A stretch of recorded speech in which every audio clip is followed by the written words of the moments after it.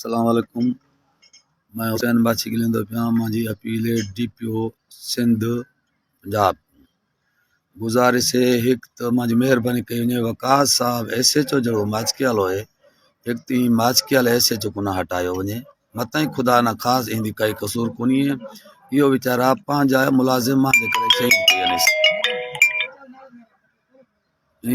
दा पांजा मुलाजिम शहीद थी गन वो पाण घणो परेशान है।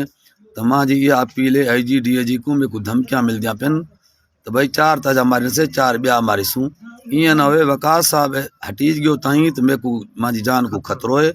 बियो ऐसे चोलाई क्या ही करे इं ना हुए जो मेरे को भला शर मार वजन।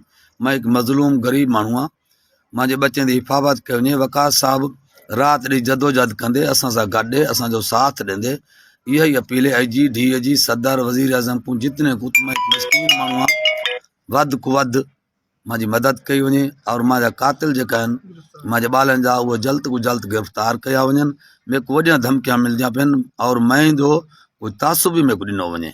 मेहरबानी मैं हुसैन माछी गरीब मजलूम गिलेंदो पिया मैं सां वॾो जुल्म थी गए।